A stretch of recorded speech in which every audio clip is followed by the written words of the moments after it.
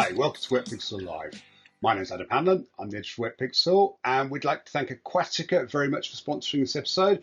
Aquatica make a range of housings, produce a range of housings, arms, ports, and other accessories for underwater photography. Please go and check them out at aquatica.ca.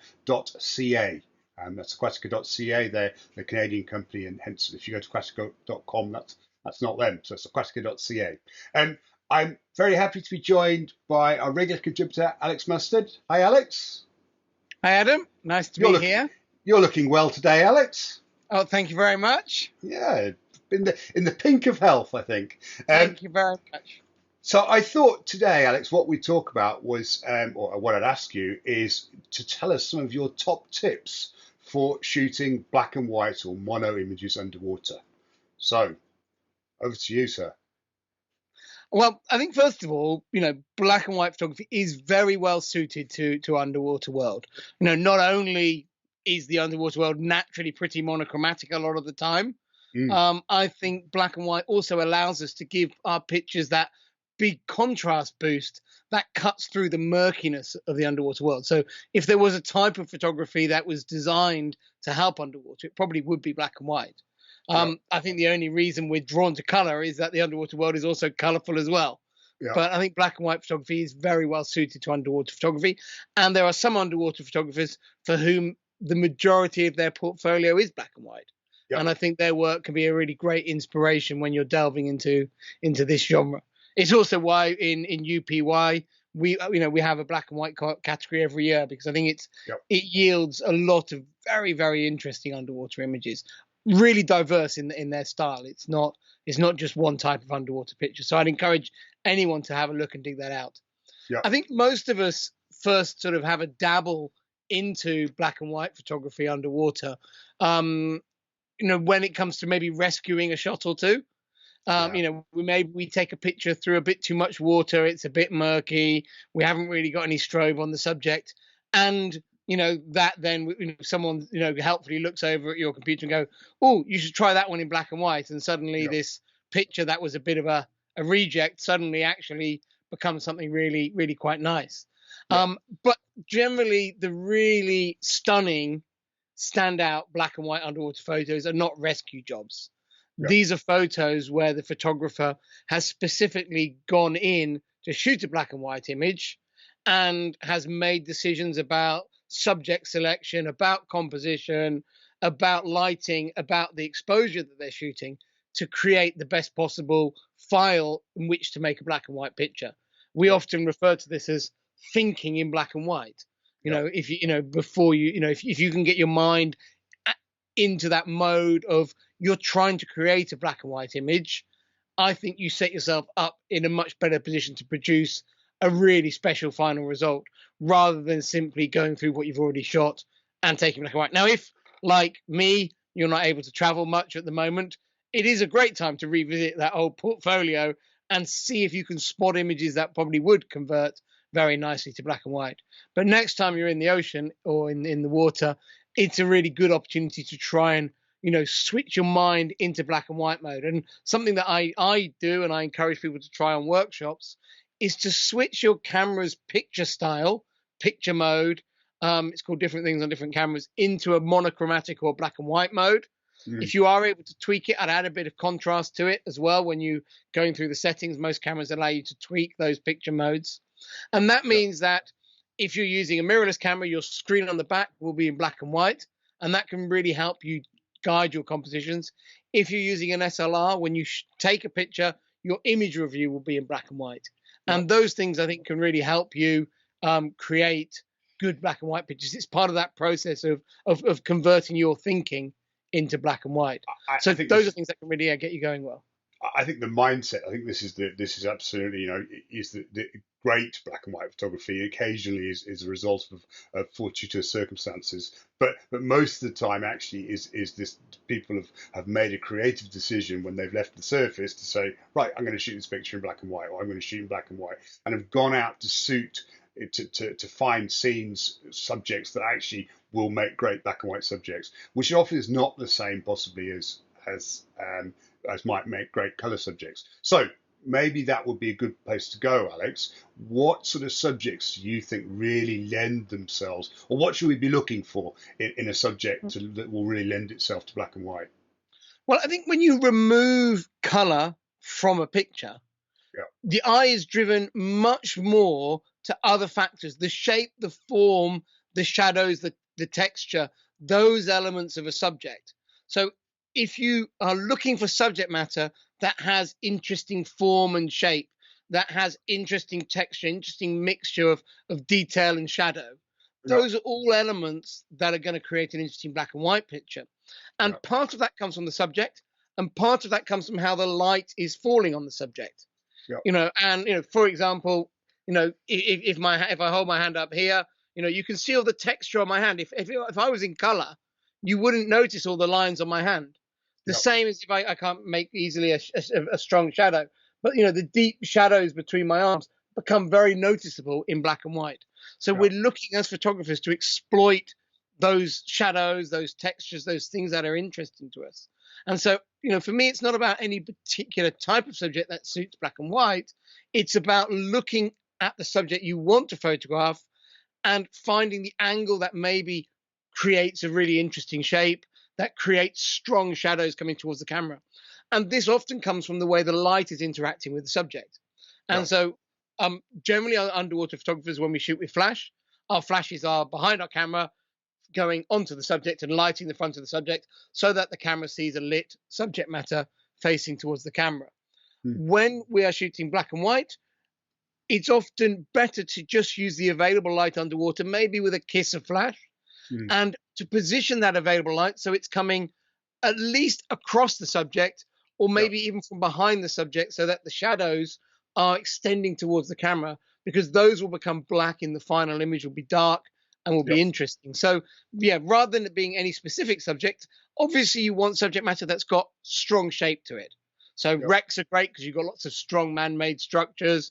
yeah, But everything from even colorful corals, but hard corals look great in black and white because of all the texture, all the lumps and bumps, the shapes they make. Schools of fish, if they're very graphic, can look great in black and white. And a yeah, lot of big animals in the underwater world, because of their simple shapes, can look fantastic in black and white. yeah. But it's really about how you use the light with them that I think can turn those shots into something really interesting. I watched it. It's a video rather than a still image, but obviously the two are very related. Ron Lagerlof took a red that had been converted to black and white to shoot black and white only to Roger Rampart, and I at the time I thought that's a really brave, creative decision because you're going to arguably the world's most rich, colourful reefs, and you're going to shoot in black and white, and the results actually are stunningly beautiful because the colour comes out of it, but what you often lose in these places is the amazing light and the shadow and the texture, and that's what it brought out. And actually, I think it's a very brave, creative decision to do it in the first place, but B, worked really, really well. It's a totally Is different is look. that on Vimeo It or is on on YouTube? Vimeo. Yeah, I'll put the Yeah, link. I'll put the link into the show notes. It yeah, that'd really be a is. great place for people to go and steal ideas from. I mean, Yeah, get inspiration from. yeah, yes. Well, yeah, same thing, isn't it? Yes. So yeah. I mean, I think that's a really good place. So how about okay? So now we've got an image. What about converting, Alex? How do you go about converting it? I mean, obviously, we don't want So to get into the real technicalities of editing here, but yeah, what's your chosen tool for conversion? so I used to use, as I think you still do, I used to use a lot of the plugins that Mm, give you really fine control over black and white. mm, But actually now I prefer to do my conversions in Lightroom, which if you'd asked me 5 years ago, I'd have said absolutely not. But yeah, I like the control of Lightroom to be yeah, able to do them. And the way I like to convert a black and white picture, if there is a simple workflow, is first of all white balance that picture yeah, so that you get a good range of colors in the picture.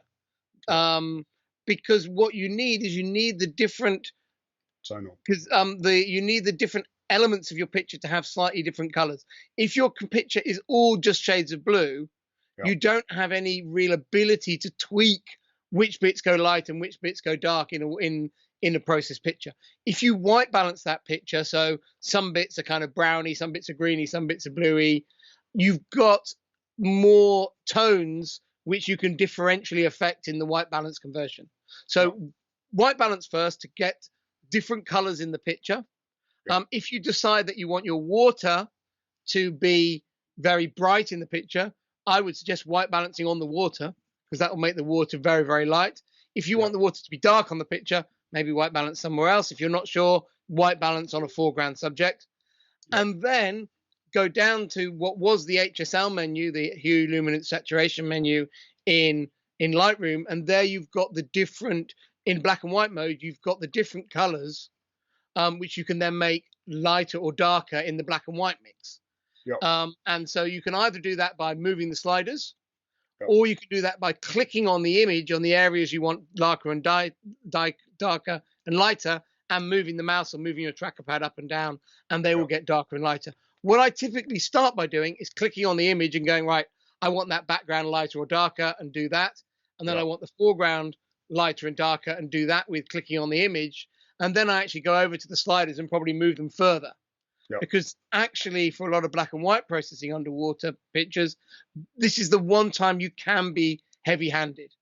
And you actually generally want to push things much more to extreme. So I often joke on workshops that black and white processing is white balance the picture, convert to black and white, and then nuke it. You know, just give it everything.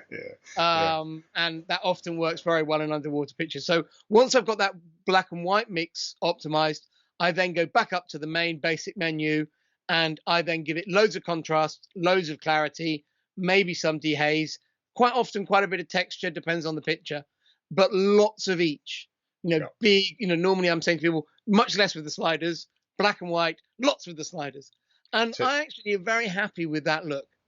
The one thing I don't think, and then you can use maybe some split toning or something like that if you want to put a tone on it. And then you've done most things straight away in Lightroom. And I like that for a simple workflow. Yeah, I think I agree. I mean, I for a long time used external plugins that round tripped out of Lightroom into, and I've recently started using a plugin that actually set presets. It's not even a plugin that exists within Lightroom, which is Seam Effect, Seam Silver. It's called SEIM.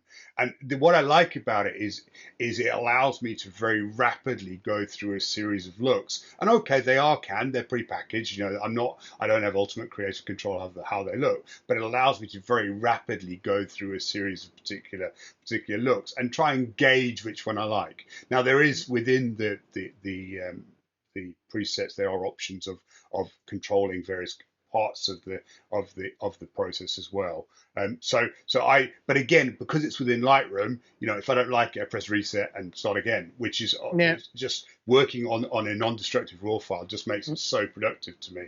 And when I round trip out, you end up saving in a third format, and then I bring it back into Lightroom and think, oh, I actually would rather have done that, and then I've got to go back out again. And I found that became quite tiresome. So the advantage I found with the Seam Effects, that one's called. Seam, SEIM, yeah. Silver. That sounds really nice. I think you could use that, you know, as part of the process. You could do your white balance first.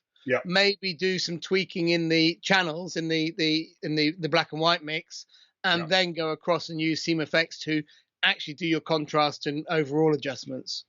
And it's just a quick and easy, well, relatively easy way of giving you a graphical. This is how the image is going to look if you do this. You know, it's a sort of which for me anyway works well because I can see exactly what I'm doing. So so obviously.